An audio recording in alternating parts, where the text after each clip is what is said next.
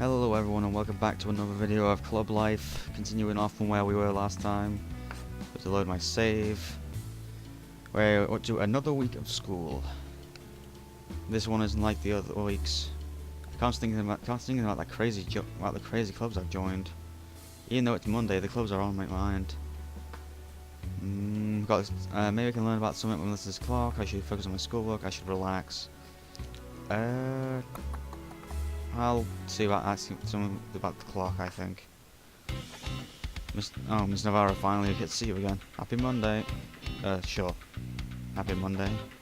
Miss Navarro, what's the school policy when something is stolen? You will alert the office. Did someone steal something from you? Not from me, from Melissa. It was a clock. Oh no, she loves that clock. I hope she finds it. Me too. I wonder if Melissa already told the office. It won't hurt to check. I can stop by on my lunch break. We aren't doing any experiments in chemistry today, so I don't have to worry about a lab partner. Usually I work with whoever is left over when the rest pair up. Who might know about the clock? Since we don't know I've been assigned to the class, I take an empty desk near the giggliest group of gossipers I know. If there are any rumours about the clock, these girls will know. Now a real test. Pay attention to both the teacher and the gossipers. The two girls turn their attention to me almost immediately. My ears burn as they loudly whisper about my status as alone and how Laura humiliated me in middle school. Sure enough, though, that turns the conversation to Melissa. It isn't positive as I expected. I haven't seen her hang out with these girls in other classes, but they gossip about her as vicious as the rest. I never liked Melissa because she's a jerk. These girls seem to resent her because she's rich and beautiful. Definitely something to keep in mind. Normally I don't like gym class, but now I'm searching for information. The tennis court is just outside, contained by the gymnasium by a narrow hallway. It isn't easy to spy when I'm supposed to be playing a team sport, but this is something to check out. The gym hallway probably provides the easiest way to reach the court without being seen. I can eat later. Right now I need to handle this. Excuse me, I need to report a theft. The secretary nods to explain what happened. When I finish to my dismay, she shakes her head. Apparently only the owner of the stolen item can report a theft. I wonder why Melissa didn't report it. Oh well, at least I tried. We have English and math every day, so they're shorter than my morning classes. I wonder if there's anyone here I could ask for information. Hello. Oh hi. Wait, you're in this class? The teacher moved me to a more advanced section. You seem distracted. Is something wrong? Someone stole a clock that belongs to a classmate. Scary. I almost called Melissa a friend.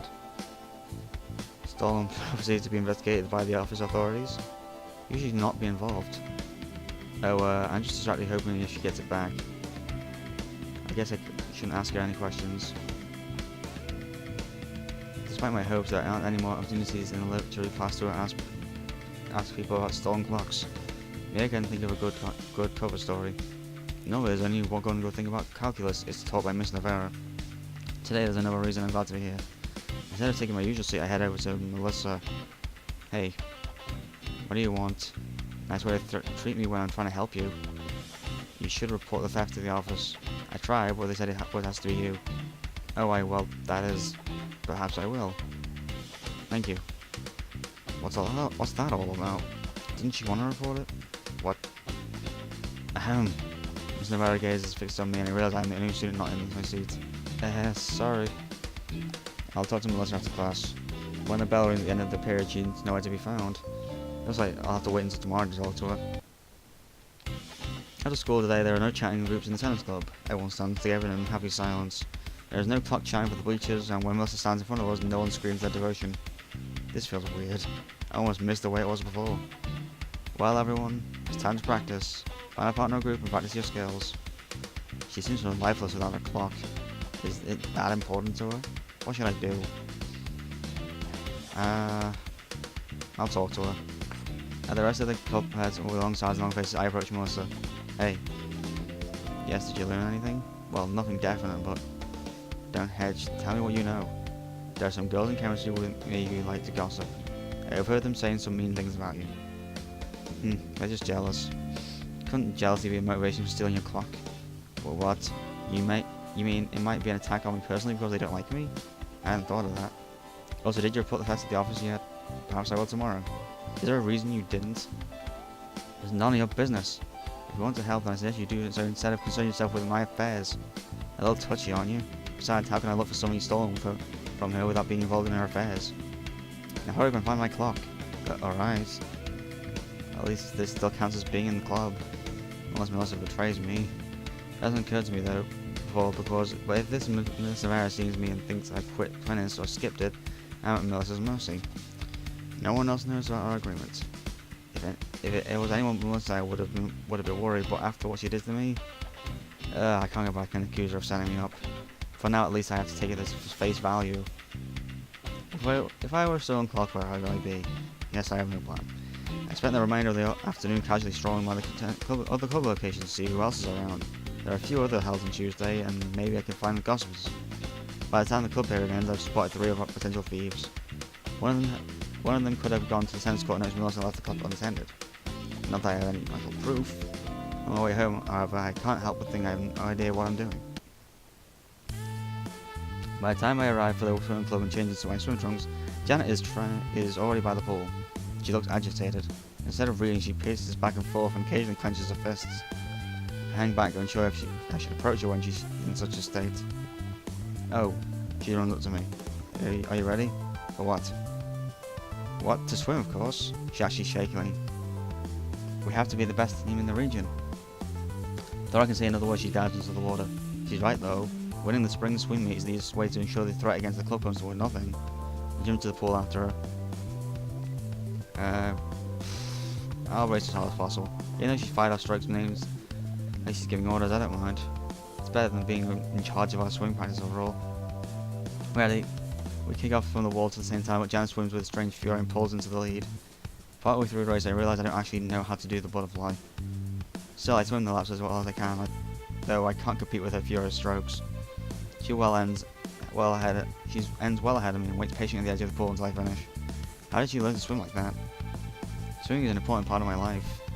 I'm happy to teach you. Teach me? You could have used a lot of improvement, especially on the butterfly. You can't afford to take chances. Think about it. I will. I finish changing and come back to wait for Janet. Talk about an experience. Tell me about it. We need to focus on the club. We need to be focused on the club. Why does she care though? What's it to her? We gaze towards the school. As long as we keep practicing, we can win. Every moment we have to train ourselves is precious. On that note, she hurries away and leaves me staring after her. This intensity is far different than the quiet reader she was when the year started. What makes this club so important to her? She's already gone, so I'll have to wait for another time to ask. I can't stop thinking about those clubs. This isn't how it's supposed to be. I joined the club to satisfy Mr. Navarro, and that should be the end of it. Am I actually getting involved, making friends? Throughout all of high school, I've looked forward to my classes and nothing else. I lost my interest in other people after that awful day. But now when I think about school, I think about that club I joined. Especially Melissa, honestly. Damn it, after everything she did to me, I want to spend time with Melissa. I should stay as far from her as I can. But though I tried to deny it, it's true. Melissa made me gossip about me, mocked me, and generally tried to make my life miserable. But part of me can't wait until I see her again. Snap out of it, Sean. Just because you're in the club together doesn't mean anything changed. I tried to keep that in mind, Melissa hated me. So shouldn't she? Despite my best attempts to focus on amenity, I keep seeing how sad she seems about her stolen clock. I wanted to make her smile again. I realised the turn my thoughts are taking and smacked myself on the forehead. Just did it in real life. I had a crush on Laura for 3 years before I woke up the courage to ask her out. She rejected me without a second thought. She even laughed. It took me a long time for that to piece back together, but I found a life that suited me. I keep people at a distance so nothing like that can happen a second time. I can't let myself fall in love. I'd be like Laura all over again. Ugh. Maybe tomorrow I'll be over this feeling. Nope, not over it. I want to enjoy my Friday alone in peace, but instead I feel lonely. You look gloomy. What? It's you. Well, if that's your attitude, I'm sorry I stopped to talk to you. Wait, I didn't. She marches past me into the school before I can explain my reaction. Way to ruin it. I'll hold out some hope the weekend might clear my head. A week off hasn't improved anything in the tennis club. Everyone still seems depressed. Smaller quiet groups, sad faces everywhere. Well, we should probably practice. This is ridiculous. The atmosphere here is miserable. Any updates on the search? Nothing yet. We'll keep looking. Alright. I'll leave the tennis courts behind. I really hope she backs me up if I ever notice I'm not attending my club meetings. What should I do? I'll look for clues. Where to start? Without any definite leads, I head to the gym. The hallway that connects the tennis courts to the gym would be the best path for the thief to take. What do I do now? Look for suspicious footprints? Ugh, I'm a detective. Instead, I tried to simulate what a thief would do. I walk down the hall to the tennis court and look out. To my surprise, in the midst of a thief, I see a lot of possibilities. The bleachers might provide enough cover to sneak around. Even if Melissa only left the clock unattended for a few minutes, someone could grab it and hide. Then when she noticed it missing and ran to the bleachers, the thief would sneak back into the gym hallway. But even if I know how... Oh shit, I missed that one, sorry guys.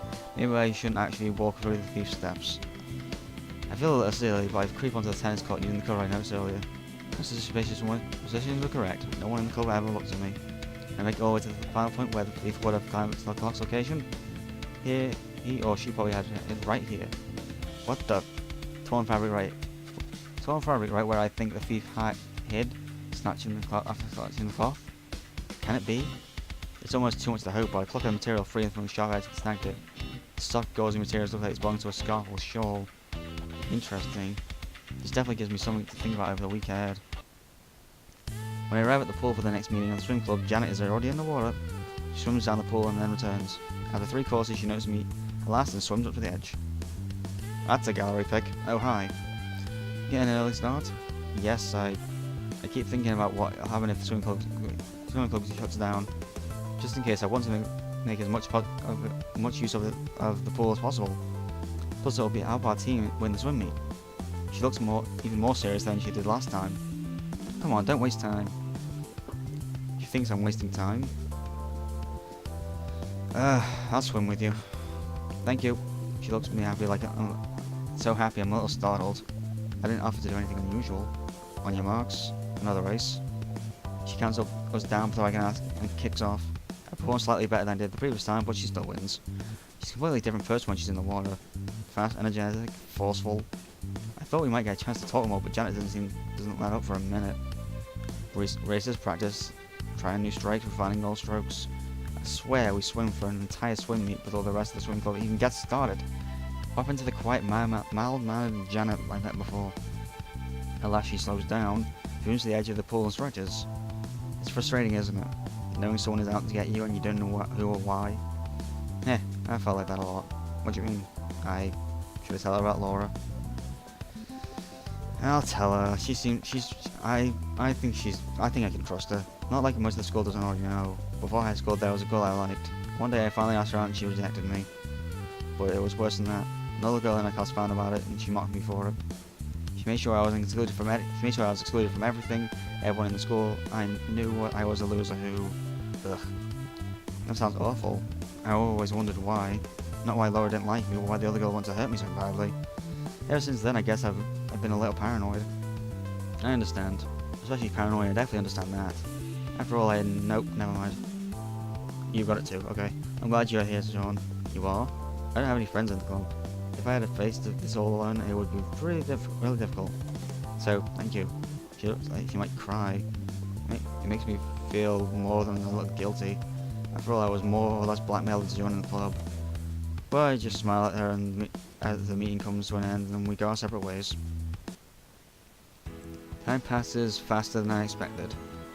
Okay, I'm going to end that part there. I hope you guys are still enjoying these episodes and how I'm actually rendering these out in a much better quality than they used to be before. The audio balancing should be a lot better too.